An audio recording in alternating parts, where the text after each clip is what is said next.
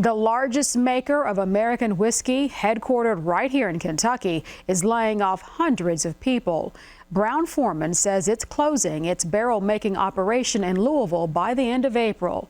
The Brown-Forman Corporation is one of the largest whiskey barrel makers in the world and employs more than 200 people. Brown-Forman makes brands such as Woodford Reserve, Old Forester, and Jack Daniels. The company says the closure is part of a 12% reduction in its global workforce. The cost-cutting move comes as American whiskey producers face stiff challenges from changing consumer trends and renewed tariff threats. In a statement, Brown-Forman's president and CEO said, quote, "I want to express my sincere gratitude to our employees, particularly those impacted by these changes, for their dedication and contributions.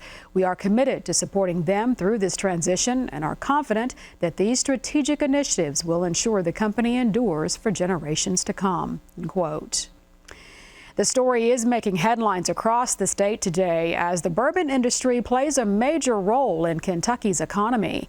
We go now to our Laura Rogers and her conversation with Janet Patton, a business reporter for the Lexington Herald-Leader. Janet, you cover the bourbon industry extensively. And so tell us, is there a perception now that this boom that we've seen in recent years is starting to slow? There's definitely been signs of a slowdown that have been coming over the last year or so.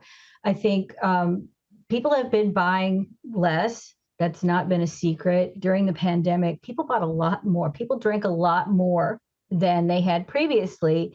And coming out of that, the rate of people drinking has dropped. That's one factor that has been known. And as everybody knows, now that the prices of everything else have gone up, people are often looking at ways to cut back in some areas at the grocery store. And one thing that has been hit has been spending on alcohol. And it was just recently the U.S. Surgeon General came out saying that alcohol should be clearly labeled as a cancer risk. You also have a new administration coming in. There's been some talks of tariffs on American spirits. So are these also some things that might be causing concern among the industry? Yeah, the industry has been vocal about both of those issues. I think that probably the bigger concern for them right now is the possibility of tariffs coming back. Because if you look back at the previous tariffs, that had a really major impact on exports. And that is what Kentucky in particular needs to look toward to keep its market share of American whiskey. Because if Americans are cutting back, the last thing they need is more bourbon in the market here. They need to be finding new markets overseas. And tariffs would probably have a very difficult impact on that.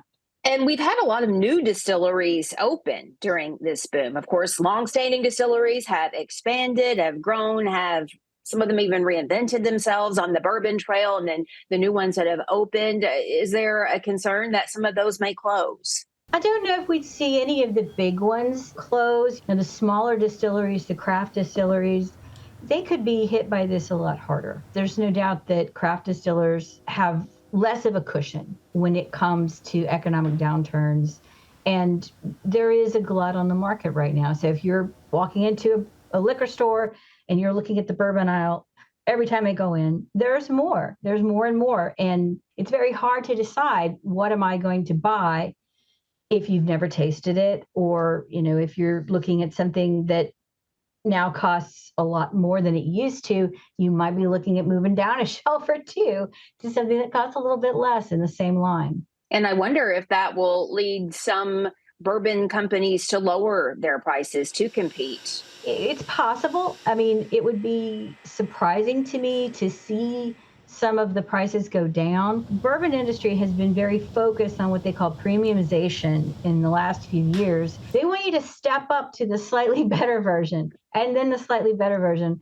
And each one of those steps costs more money. And, for the most part, bourbon drinkers and collectors have been enthusiastic about this, but I think they're starting to feel the pinch now. And there are a couple other things that have impacted alcohol that the industry has called out in particular recently. One of them is cannabis. As more states have allowed recreational use, alcohol has become a more expensive buzz. And the other thing that the industry has mentioned are the GLP-1s, the Ozempics, the weight loss drugs that seem to reduce the appetite for alcohol, and in the same way that they reduce the appetite in general. And the industry has said that they think those are having an impact on sales. Janet, excellent points made there. We certainly appreciate your time. Janet Patton, a business reporter for the Lexington Herald Leader. Thanks again. Thanks for having me. And thank you, Laura. Janet Patton says it is helpful to the industry that bourbon is non-perishable, so they can hold product from shelves if they need to. The Kentucky Distillers Association has previously said that a record 14.3 million barrels of bourbon are aging here in the state.